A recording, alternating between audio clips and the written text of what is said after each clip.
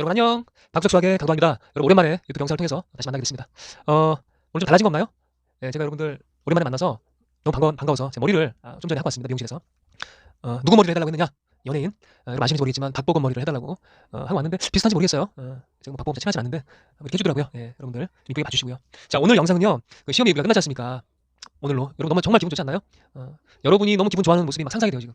저도 기분이 좋은데 시험이 이제 끝나서 이제 방학이 얼마 남지 않았습니다. 얼마 안 남았죠, 그렇죠? 그래서 이제 오늘 무슨 얘기를 할까 하다가 뭐 문제를 풀어줄 수도 없고 그래서 2차 지필평가 확률과 통계 그 뒷이야기 뭐 이런 주제로 제가 좀 진행을 할까 합니다. 마이크를 새로 샀어요. 이게 좀 소리가 좀 다른지 모르겠습니다. 자, 오늘의 주제는요 바로 그 학원 주도학습이 아닌 자기 주도학습을 하라. 여기 이제 오늘의 주제입니다. 짜잔. 자, 첫 번째 질문 하나 해볼게요. 지금이 몇 년도인지 아시나요? 자, 지금은요 바로 2025년입니다. 왜냐고요? 2020년이 아니라 2025년인 이유는 많은 전문가들이 그런 이야기를 하고 있거든요. 지금 제 얘기가 아니고요. 5년 뒤에 와야 될 일이 5년 일찍 지금 우리 주변에 와 있다고 합니다. 실제로 학교에서도 이런 온라인 수업을 하게 될 줄은 전혀 몰랐다라고 해요. 사실 5년 뒤에 예정이 됐던 거였었는데 5년 일찍 이렇게 우리 앞으로 와서 여러분들 이렇게 지금 수업을 하고 있는 것 같습니다. 빨리 다시 이제 정상적인 수업을 해야 될 텐데 정말 언제 수업을 했는지 정말 잘 기억이 안 날 정도로 오래된 것 같습니다. 여러분들 그래서 무슨 얘기로 이제 마칠 거냐면 모든 이제 앞으로의 그런 상황들이 빨리 왔기 때문에 변화에 적응을 잘하는 사람들이 앞으로 그 사회에서 정말 살아남는다 이런 말들을 하고 있거든요. 실제로. 그래서 어떻게 변화가 되더라도 그 가운데서 여러분들이 잘 적응하셔야 그 사회에서 잘 살아남을 수 있다고 하니까 여러분들 지금 온라인 수업을 이렇게 하는데 그 지금 잘 안 보는 분들이 계세요. 잘 안 보는 분들도 계시고 설문지만 클릭해서 제출하시는 분들도 계시고 아마 이게 2학기까지 계속 진행이 될 것 같습니다. 서울 수도권은 아마 전면 수업이 아마 길어질 것 같은데 이런 환경에 잘 적응하셔서 여러분들이 이것들 최대한 활용하셨으면 좋겠어요. 학교에서 수업 안 하니까 나 대충 공부할래. 나 몰라. 이렇게 하시면 안 돼요. 그럼 본인만 손해입니다. 아시겠죠? 좀 부끄러운 이야기인데요. 지금 밖에 소리가 거실이거든요. 거실에 소리가 나는지 모르겠어요. 지금 뭐 하고 있는지 아세요? 정말 부끄러운 이야기인데 이게 해될지 모르겠네요. 해야 되나요? 개인적인 이야기인데 해도 되겠죠? 네, 개인적인 이야기니까 지금 좀 전까지 제가 운동을 하고 왔어요. 거실에서 저희 딸내미와 함께 무슨 운동을 했냐? 치어리딩을 뭐 연습한다고 그래서 치어리딩 아시죠? 이거 하나 둘 이거 하나 둘 이거를 제가 지금 같이 연습하고 왔거든요. 사실은 제가 치어리딩을 예전에 좀 배운 적이 있고 활동한 적이 있어요. 개인적으로 뭐 그런데 갑자기 그걸 연습한다고 이제 그 유튜브 보면서 연습을 하고 있는데 뭐 하냐 물어봤죠. 숙제랍니다. 내일까지. 무슨 숙제? 내 딸이 중1이에요. 중1. 체육 숙제라는데 그냥 체육 선생님이 제일 싫다는 얘기만 해요. 계속. 그러면서 내일까지 숙제래요. 근데 이거를 내일 시험 보는 거냐 물어보니까 내일 시험 본대요. 연습을 언제부터 했냐? 지금 하는 거랍니다. 와, 정말 여러분들 깊은 한숨이 지금 정말 아시죠? 제 마음 지금. 여러분, 아니 내일 시험인데 지금 연습을 하고 있어요. 예? 근데 물어봤어요. 이제 하도 좀 너무 기가 차가지고 언제 숙제를 해주셨냐 체육 선생님이. 온라인 수업으로 숙제를 해주셨는데 한 두세 달 됐답니다. 와, 주여. 정말 아니 근데 오늘 불과 몇 시간 전에 이제 2시간 됐을 거예요. 한 시간. 제가 저기 나름 취업도 하는 사람인데 여러분 제가 지난 영상 보시면 알겠지만 제가 그거 저 뭡니까 100일째 때 영상 올라오고 있으시죠? 저 올려놓을게요. 이제 나름 전공이에요 이거. 나름 자신의 특기 분야인데 제가 이거 가르쳤으면 전교 1등 하지 않겠습니까? 네? 자신 있어요. 근데 지금 와서 한다고 이걸 하고 있으니 참 제가 너무 답답해서 하다 나왔어요 제가. 그냥 지금 계속 연습밖에 없다. 오늘 잠자지 말고 계속 연습해라. 영상 보고.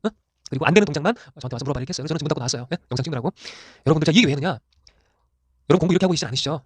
우리가 공부라는 것은 어느 정도 시간이 필요한 거 아시죠? 시간과 집중력이 결합이 돼야 몰입이 돼야 효과가 나는 건데 시간에 대한 투자가 되지 않으니 이게 결과가 나오겠습니까? 여러분들? 뭐 운동도 마찬가지고요. 여러분 음악 마찬가지 아닙니까? 리코더 연습, 마이크 리코더 대신 할 거고요. 뭐 우리가 연습을 한다. 이거 여러분 기억나시죠? 이게 하루아침에 이게 됩니까? 이게 계속 반복적인 연습을 하셔야 돼요. 도레미파 솔라시도부터 해가지고 계속 반복. 손이 익을 때까지, 몸이 이게 익을 때까지 이거 하셔야 된다고 이거를 다리까지 이거 해야 됩니까? 이거 제가 지금 영상을 이렇게 이거 해야 돼 이거 하나, 둘, 셋, 넷, 다섯 이거 안 보시죠 지금? 예, 죄송합니다. 그래서 이거까지 해야 됩니까 지금? 오늘 약간 이벤트 영상식으로 하고 있는데 죄송합니다. 야, 여러분들 수학도 마찬가지예요. 수학도 있잖아요, 여러분들. 빨리 푸는 게 아니죠, 수학은. 계속 반복적인 연습을 통해서 설명을 통해서 풀이가 빨라지는 거예요. 빨라지는 겁니다. 아시겠어요? 제가 이런 얘기 늘 항상 얘기를 하고 있는 것 같은데 마이크가 오늘 처음이라 지금 혹시 소리가 좀 다르게 들리시나요? 마이크 쓰니까 잘 모르겠습니다. 저는 제가 어제 신성고등학교 감독 요새 며칠 감독했지 않습니까? 제가 누구라고 밝히진 않겠어요. 모 학년에 정말 최상위권 학생이에요. 이 학생이 시험을 감독을 옆에서 이제 봤는데 워낙 잘하는 학생은 아니까 제가 어떻게 문제를 풀까 봤어요. 이렇게 봤는데 저는 그 학생이 이제 워낙 잘해서 얘는 거의 영재다 이렇게 생각하는 학생이에요. 근데 빨리 풀고 저는 잘 줄 알았어요. 자거나 뭐 쉬고 여러분들 많이 하지 않습니까? 가장 끝나는 시간까지 가장 종치는 시간대까지 종치기 직전까지 문제를 풀고 있더라고요. 이 학생이 과연 몰라서 그렇게 하고 있었을까요? 제가 무슨 과목인지 말은 안 할게요. 쉬운 과목은 아니었습니다. 근데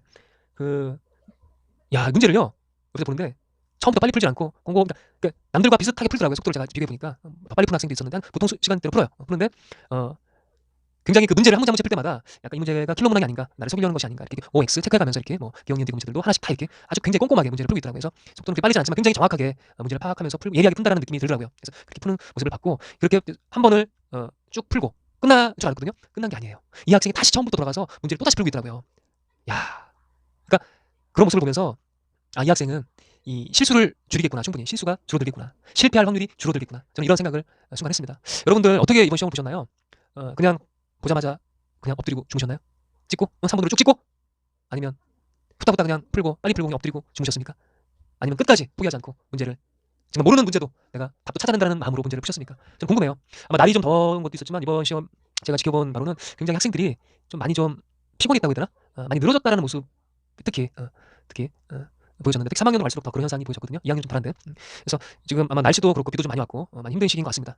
특히 지금 고등학교 2학년 지금 여름방학 앞두고 있죠. 이 시기가 가장 취약 시기인 거 아십니까? 전국에 고등학생들을 대상으로 조사를 했답니다. 가장 공부가 안 되던 시기가 언제냐? 가장 노는 시기가 언제냐? 바로 고등학교 2학년 여름방학 때라고 합니다. 여러분들 좀 긴장하셔야 돼요. 지금 가장 공부가 안 될 때입니다. 어느 정도 고등학교 3년의 중간 정도 와 있고 시험도 끝났겠다. 이제 좀 놀아볼까? 지금 일반 학생들, 적잖은 학생들이 이런 생각하고 있을 거예요. 지금 나를 위해서 보상을 좀 받고 싶은데 이런 고민들, 뭐 자습도 안 하면 안 되나? 이런 생각들 여러분 하고 계시지 않으시나요? 정말 다시 한번 오늘 시험이 끝났지만 오늘은 푹 쉬시고요. 하루 이틀 정도는 쉬셔도 괜찮습니다. 하지만 다시 한번 여러분 방학 계획을 잘 세우셔서 후회 없는 고등학교 생활 하셨으면 좋겠는데요. 제가 조금만 더 얘기할게요. 이번에 시험에 대한 이야기인데 어떠셨습니까? 지난번 시험이 좀 어려웠죠 많이. 평균이 아마 50점 중반대였나 이렇게 기억이 되는데 사실 이번 출제 의도는 좀 쉽게 내려고 했었어요 사실은. 근데 문제를 내고 나서 선생님들과 검토를 하고 보니까 그렇게 쉽지도 않고 또 그렇게 어렵지도 않은 나름 제가 봤을 때 좀 애매한 문제로 보여졌어요. 제가 다 이제 문제를 출제하고 나서 보니까. 그래서 아이들이 쉽지만 않겠다는 생각은 순간 들었습니다. 여러분 어떠셨어요? 제가 아직 여러분을 지금 현장에서 만나보지 않았기 때문에 뭐 물론 이제 현장에서 내일 모레 만나면 이제 상황을 알겠죠. 점수도 나오고 하긴 하겠지만 사실 여러분들 혹시 기억나나요? 서술형 1번 같은 문제. 서술형 1번 문제는요. 사실은 제가 원래는 더 어려운 문제로 출제를 했었습니다. 사실은. 근데 이것을 막판에 너무 어려우니까 이제 좀 문제를 쉽게 바꾸자는 의견이 있어가지고 정말 바꾸기 싫었는데 정말 억지로 바꾼 거예요. 점수를 주기 위해서. 근데 우연찮게 서술형 1번 문제가 여러분들에게는 이게 무슨 킬러 문제인가 이런 또 의심이 들 정도로 모학생들한테는 또 이게 이렇게 쉬운 문제를 또 혹시 꽈서 낸 거 아니야? 이런 걱정을 하고픈 학생들도 있었던 것 같아요. 그래서 질문도 있었고 했었는데 문제에 오류는 없었습니다. 사실은. 제가 하나 물어볼게요. 여러분들 이번 시험 준비하실 때 확통 준비 좀 많이 하셨었나요? 혹시 확통 시간에 수학 원 공부하시지 않으셨었나요? 여러분들 섭섭합니다. 지금 사실은. 예? 제가 뭐 이렇게 자습하라고 시간을 가끔 주잖아요. 그러면 보이잖아 앞에서 확통 공부하는지 다른 공부하는지. 확통 공부하는 사람 거의 없어요. 몇 명 없어요. 다들 뭐 다른 공부하고 확통 다들 자신 있는지. 뭐 수학 공부하는 애들 가서 이렇게 보면은 수원 공부하고 앉아 있고요. 수원을 뭐라고 하는 게 아니에요. 제가 수원 삽니다. 사실은. 수원 좋아해요. 수원 중요합니다. 그죠? 여러분들 수능 준비할 때 아주 결정적인 과목이긴 한데 확통 공부를 열심히 했냐 물어보는 겁니다. 하셨었나요? 아마 자신 있게 대답하실 수 있는 분이 몇 분 되시는지 모르겠습니다. 제가 매년 100점 시험이 끝나면 아마 첫 시간에 제가 들어가는 반에서 하는 게 있어요. 바로 100점 설명입니다. 무슨 설명이요? 100점 설명이에요. 100점. 실패하는 100점 설명 이렇게 써놓고 하는 거 아시죠? 그 반에서 가장 잘 본 학생, 100점도 있겠죠. 그 학생을 불러서 인터뷰를 하는 그런 뭐 일종 이벤트 이런 걸 하고 있거든요. 제가 기회가 되면 언제 한번 그런 걸 찍고 싶어요. 물어봐요. 1등급 수학은 몇 번 풀어봤냐? 제가 질문합니다. 학생들도 질문을 해요. 그럼 이제 1등급 수학 제일 잘 본 100점이라고 예를 들게요. 1등급 수학 몇 번 풀어봤냐 그러면 사실 제 나름대로는 좀 많이 풀기를 사실은 바라는 마음이 있어요. 사실. 왜냐면 항상 많이 풀으라고 강조하기 때문에 부교재를 교과서랑 부교재를 강조하지 않습니까? 근데 평균 한 2번, 3번 봤다고 해요. 평균 2번 정도 또는 3번 정도 이렇게 많이 보면 이렇게 본다고 합니다. 실제로.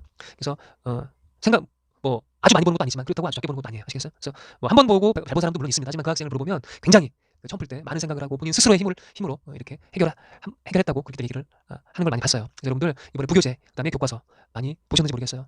거기에서 많이 나온 건 아시죠? 좋습니다. 그래서 다음 시험 볼 때도 많이들 참고하시라는 얘기에서 1등급 수학이랑 교과서 다시 한번 강조하고 싶고요. 그다음에 정말 많은 학생들의 질문 중에 하나가 뭐 누구누구 학생 학원 어디 다녀요? 뭐 이런 질문 많이 해요. 정말 여러분들 제가 오늘 사실 하고 싶은 이야기 중에 하나인데 학원 질문을 참 많이 합니다. 그럼 그 학생이 뭐라고 얘기할까요? 그 학생이 저는 땡땡땡 학원 다닙니다라고 얘기해. 근데 사실 제가 들었을 때 유명한 학원 아니에요. 저도 웬만한 유명한 학원들은 알고 있거든요. 잘 모르는 학원이에요.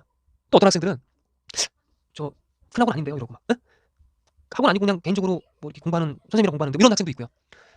그러니까 유명한 학원을 다니는 애들도 있지만 이제 제가 만난 대부분 학생들은 그냥 작은 학원 뭐 그게 학원이 중요한 것 같다는 생각은 저는 하지 않아요 사실은. 예.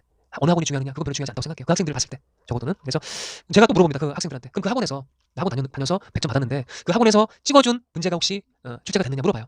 그러면 정말 놀랍게도요. 와 제가 그동안 이거를 제가 수년째 꽤 오랫동안 이걸 하고 있거든요. 이런 나름 이벤트를 단 한 명의 학생도 시험 문제로 학원에서 찍어준 문제가 단 한 문제도 적중돼서 나온 적은 신성고등학교에 없다고 해요. 그 아이들의 말입니다.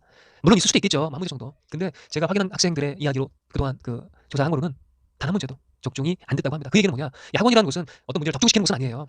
그건 여러분 알고 계시죠? 학원 다녀서 뭐 그 문제가 시험에 나온다 그런 학원은 없을 거예요. 왜냐하면 문제가 얼마나 많아요, 그렇죠? 그리고 그 시험 문제를 출제하는 사람은 학원이 아니고 정작 학교 선생님이에요, 그렇죠? 그래서 그걸 적중시키는 경우는 거의 없다고 보시면 돼요. 아마 중학교 때는 가능했을 거예요. 중학교 때는. 하지만 이 고등학교는 학원빨이 소위 학원빨이라고 하죠. 학원빨이 잘 통하지 않아요, 사실은. 많은 학생들이 인정을 하고요. 특히 신성고등학교에서만큼은 쉽게 통하지 않는다는 거 여러분들 좀 잘 알았으면 좋겠습니다. 제가 지금 목이 많이 좀 이렇게 상태가 좋지 않나 봐요. 그래서 여러분들 혹시라도 학원을 다녀서 성적이 올랐다. 자, 이런 분들 잘 들으세요. 이런 분들은 그 학원 선생님이 찍어줘서 성적이 오른 것보다도 그 학원에서 많은 문제 양을 내줬을 거 아닙니까? 그 많은 그 문제들, 과제들을 하면서 여러분이 생각을 많이 했겠죠. 여러분의 이 수학적인 사고력이 늘어난 거예요. 그렇죠? 수학 실력이 늘어났다고 하죠.